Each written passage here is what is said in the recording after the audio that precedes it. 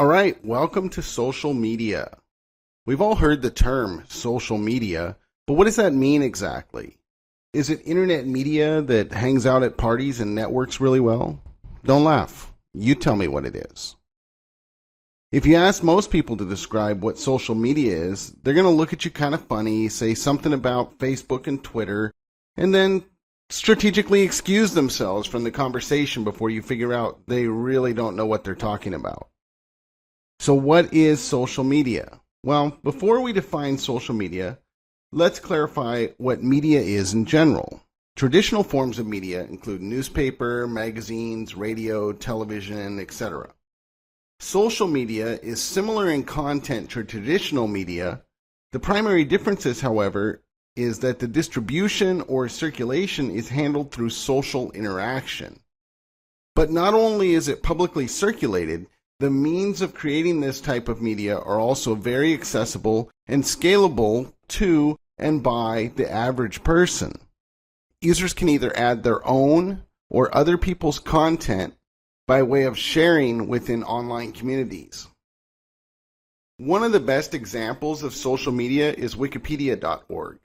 The majority of the content is contributed by normal users and individual authors, not by large corporations such as Webster's Dictionary.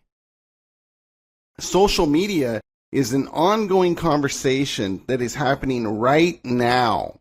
In the case of Wikipedia, anyone can contribute additional content or corrections to the content of an individual Wikipedia page.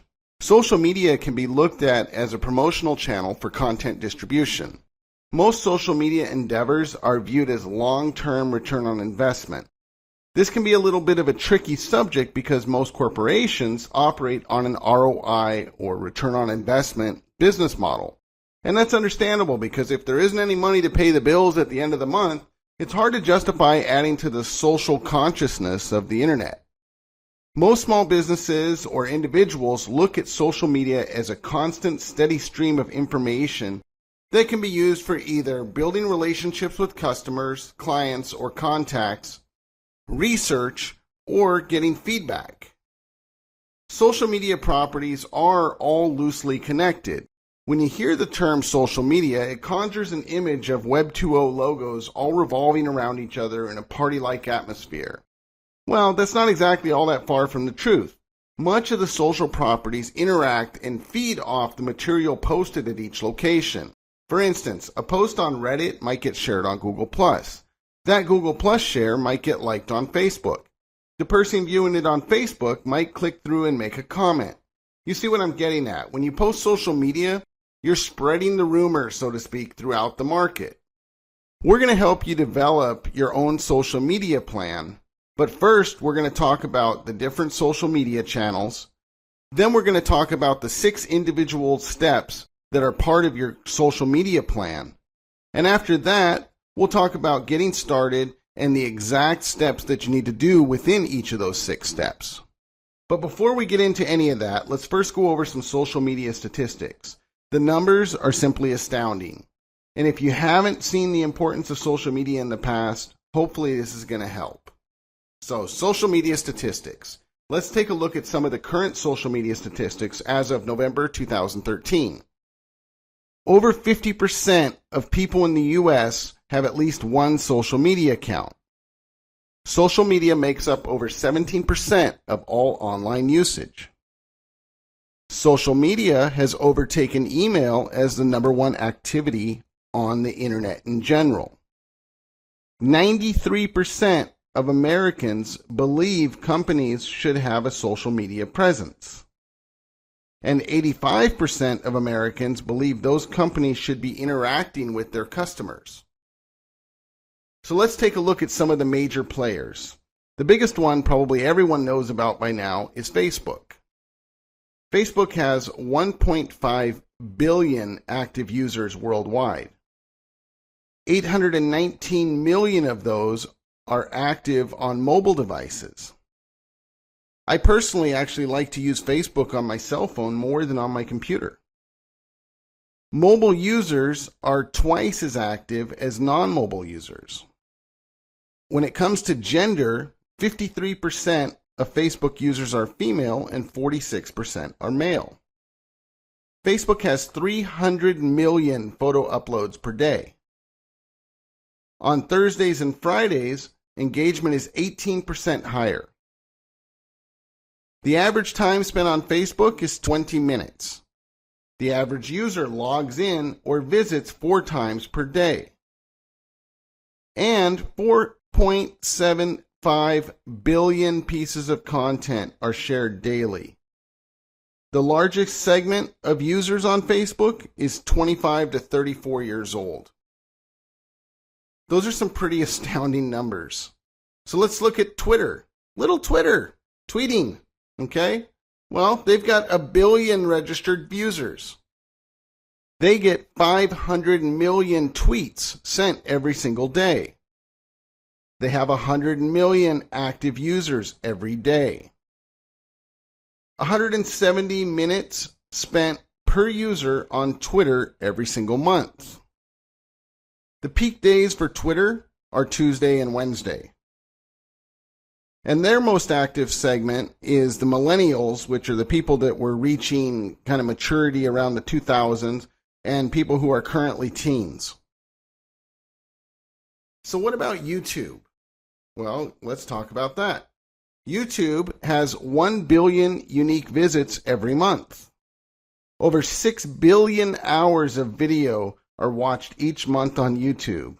And that's almost an hour for every person on Earth and 50% more than in 2012. 100 hours of video are uploaded to YouTube every single minute. Imagine the server hardware that you need to handle that. 70% of YouTube traffic comes from outside of the US. According to Nielsen ratings, YouTube reaches more US adults ages 18 to 34 than any cable network. All right, so that's it for some of the big guys. Well, what about Pinterest? We've all heard about Pinterest and pinning pictures and whatnot. They've got 70 million users as of 2013.